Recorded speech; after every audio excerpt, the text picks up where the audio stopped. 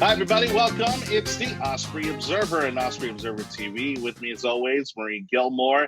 We have got another show with a fantastic interview. And if you haven't figured it out by now, we love dogs. And so we brought another dog-based business, but this one is just absolutely amazing. It's a rescue organization. It's a training organization. It's just unbelievable. And Marie has that interview. Let's check it out. Everybody, today we've got a really fun interview. One of our best employees, Denise Graff, who's been our graphic designer for almost over 13, 14, almost going on 15 years here at the Osprey Observer, recently moved. And she contacted me and let me know she has a really neat new neighbor who is Michael Kurtz with Kurtz K-9s, who raises, trains, and has just a bushel of Huskies at his house. And actually does some really interesting things with Husky rescue and PSTD training. So I'm so excited to have you on today, Michael. Thank you for joining us. Thank you. It's good to be here. Tell me how you got into training Huskies and a little bit about your business. So I got into training Huskies really just as a result of what happens so often, especially in America, where there's, a television show or whatever with a dog, and then everybody, across the country wants that dog, right? We saw it with the 101 Dalmatians, and but there's been a bunch of different Husky shows over the past few years, whether it's Eight Below or, of course, Game of Thrones, right? Everybody wants to have a dire wolf. So the problem with all of that is, while so many dogs can be great pets, not every dog is a perfect fit for every household. So there are just way too many Huskies and Husky mixes out available right now, because people get them when they're cute little puppies without understanding what the breed's really like. So I've been training and working with dogs since I was a teenager, but there's a real need right now for this particular breed to find good homes, find forever homes, and not end up in shelters and that kind of stuff. So that's what got me into the Husky side of it, was really just the overabundance of Huskies that were available. In doing that, I also found that Huskies have a bunch of bad raps, and some of them they earn, but they earn for really good but often misunderstood reasons. Rowan didn't like that comment. Oh, and who is this right here? So they're a very high energy and also very highly intelligent animal, and that tends to get them in a lot of trouble. So if they're not in a household that's treating that intelligence or rewarding that intelligence in the right way, they're going to find really bad ways to get it out. So you hear horror stories of Huskies tearing up couches, in a matter of a couple hours, or chewing their way through their cage, or picking on other animals. And those are all things that kind of happen because we don't understand how Huskies really need to be taken care of. If you give them the right environment, they end up being wonderful pets. So in working with them there, I also found that they've actually turned out to be really good service dogs, because when you give them a reason to do something and a purpose in that energy, they use all of that inquisitiveness and that desire to be part of a pack and help the pack to really help out their service human. So it's been a great match, but not one that you typically hear about. So we're trying to get the word out on that and make it a useful way for these dogs to get their forever homes. Okay, so you run a rescue, and how many Huskies do you have? I get that question a lot, and I always answer two. Too many and too few. It really depends. If I've got, to do a service training, especially for something like PTSD, that takes a lot of one-on-one time. So my numbers will go up or down depending what I have. I work with several different rescues, and then I do the fostering and rehab for them. So I'll take a pup in from a rescue, do whatever training that needs to be done on it to rehab it and make it a good candidate for a home, whether we're doing a service home or a regular home. I'll do that work with them, and then we'll place them with their forever home, and I'll help them with that placement and acclimation in there. So, sometimes I've got an extra 3, and sometimes it's just down to me and my little personal pack of girls. Okay. And how many girls are there? I have 4 with me right now. I've got, then all the ones that I have with me right now are either service trained, or they're in training to be service trained. So all of my girls are first and foremost therapy dogs. So helping, whether we're just going to a nursing home, which we haven't been able to do because of COVID, or going to schools to show the kids how to work with dogs and how to approach dogs and how to deal with a strange dog and those types of things. Or if we're going to, I actually have clients who have fears of dogs, who are afraid of dogs. And so these therapy dogs know how to approach people in the right way, that it doesn't scare them off. So they'll help me with that. So there's a couple psychiatrists that I work with, both for the certifications for service, but then also who have patients who have problems with animals and fear of dogs. And so I'll work with them to help with that conditioning too. Come here. Oh, are we going to see a husky here? Oh. She wants to come up, but there's not a whole lot of room here. This is my Aria. And Huskies are not typically thought of as a typical Florida dog, are they? Yeah. Think of Alaska and colder climates, but do they do fine in Florida? Are they fine in the heat? They absolutely do. In fact, they do better than some of the short-haired dogs. Huskies are an amazing breed. They have a double coat. And their undercoat acts like insulation, and it's just like the insulation in your house. So it keeps you cool in the summer and it keeps you warm in the winter. They blow that coat out at least once, sometimes twice a year. And when they blow it out, they lose every stitch of that hair. It looks like it snowed even here in Florida. But their outer coat then has this ultraviolet protection in it. So it helps reflect the sun rays off. So depending what the season is, they can absorb the sun in and warm themselves up, or they can reflect it off and stay cool. They've got hair between the pads of their toes. And so they'll get that in the water, and then that helps cool them down. So they've got ways to kind of regulate their body heat through insulation and through like built-in radiators that are just nature provided. So they actually do a whole lot better self-regulating in Florida than some of the short-haired dogs that get sunburn or any of those other problems. So yeah, they are well adapted to the summer heat. You got to make sure they've got water available to them. My girls have a kiddie pool they can play in, but as long as they've got plenty of water, they do wonderfully down here. Now, if you don't mind, give us a little bit of backstory on you, specifically why Huskies. I love big dogs. I grew up with big dogs and can't wait to have another one. But specifically, what drew you to this breed?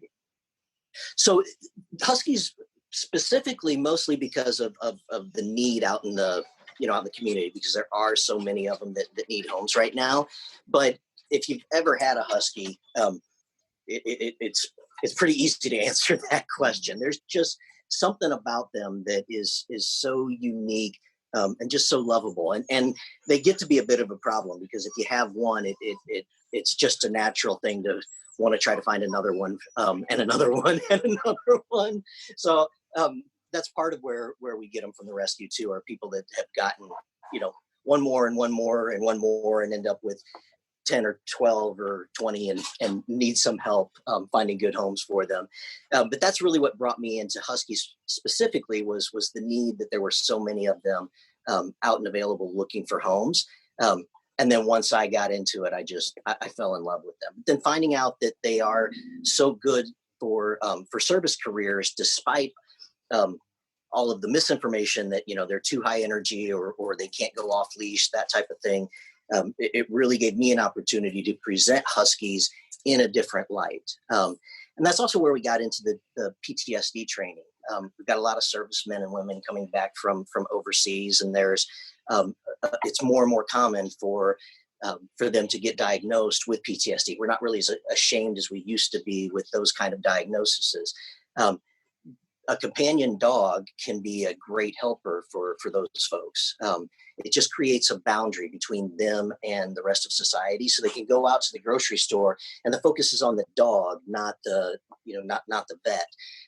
So Huskies have proven to be really, really adept at that kind of service because they're pack oriented. And I think there's also just kind of a connection between, a military type person, somebody that's been in, in a troop, or depending on their fellow soldiers, and that pack mentality that's in a Husky, because they're so close to nature still. So it's just been a really good blend, as long as we do the conditioning the right ways. It does take a lot to get a Husky to pay attention to what you want them to pay attention to not want to chase every bird and squirrel and another thing that they see because they're really, really interested. But that awareness also makes them really, really good service dogs because they're aware of everything around. So they see it before the human sees it. And if they see it, then they approach it. And again, they create that boundary between the human that they're servicing and the rest of the world. And it lets that human go out and be a part of society without being sworn by society.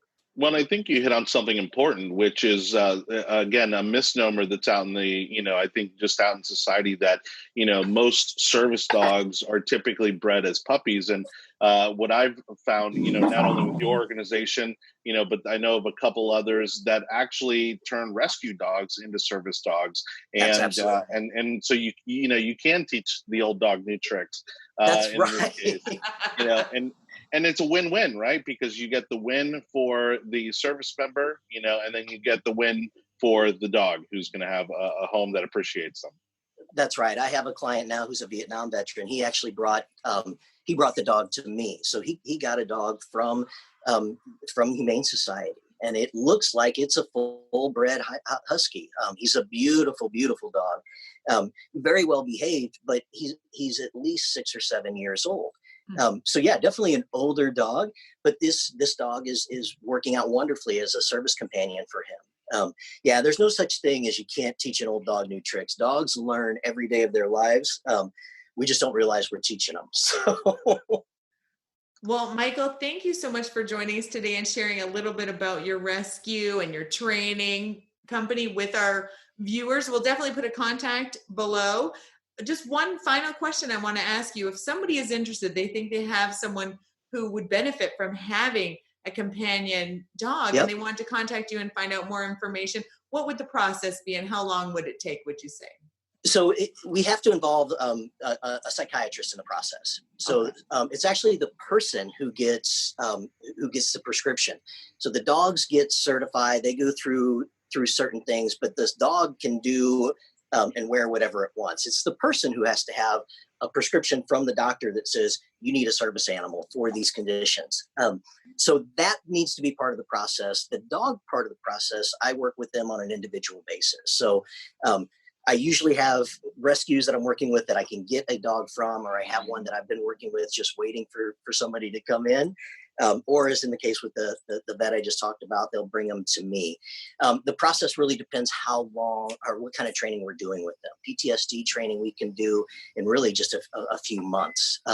Some of the other certifications, the medical certifications, the ones that can smell when a diabetic is hypoglycemic or something like that, that takes quite a bit longer because that's set training on top of service training on top of behavioral training. So it really depends. But the answer is always, reach out to me. I'm happy to help guide people through the process because there's a lot of misunderstanding between capital S service dogs and ESA animals. And there's a lot of misinformation out on the internet about how, what can be an ESA animal and how you become an ESA animal. Short story there, you don't have to buy a certificate or a badge from the internet to have a service animal. But what you should do is talk to a trainer about what that really means and what your animal should do. So always reach out. I'm happy to answer those questions. And we do regular just obedience training too. In fact, that's the bulk of our business is just, especially now that people are home with their dogs, suddenly they want them to behave. So we're doing a lot of just sit, stay, and, and sit by my feet, don't jump on my lap the whole time because I need to work. So we're happy to do any of that. And I'm happy to answer questions from the website anytime. Well, then we'll definitely put people in contact with you. Thank you so much for what you do for the members of our community. And it's been a pleasure. And you have beautiful Huskies. Thank you so much. A little bit about them with us today. It's great. I appreciate the opportunity. Thank you.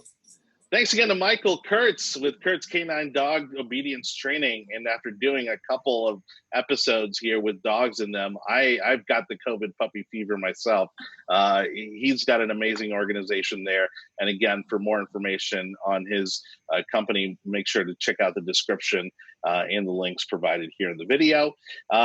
Maureen, again, we're slowly getting things back to normal. The businesses are starting to open back up. And then you have this amazing program that could actually help in a big way, some of these local businesses that we love. What do you have going on?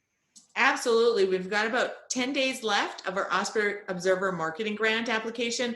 We've been getting applications in every day, and we're offering up to $1,000 worth of marketing, worth of print advertising, social media, online help for the local small businesses who've been affected by COVID-19 closures and quarantine restrictions. So we'd love to help. We're here. We are going to print out all the applications on June 30th, and we're going to issue multiple grants out to the community to help some of the local businesses get some marketing and get their businesses back on their feet. So we appreciate everyone who's already applied. Please feel free to email me directly at editor@ospreyobserver.com if you'd like a link to the grant. But the grant application is online, and we would love to get some more applications in. Yeah, and I can't think of a single business that couldn't use a good kickstart right now after this quarantine lockdown. And so make sure you guys apply. Again, the link to Marie's email will also be in the description. And thank you so much for watching. It's been another episode of Osprey Observer TV. On behalf of Marie Gilmore and the Osprey Observer, I'm Johnny Torres. Thank you so much for watching, and see you next time.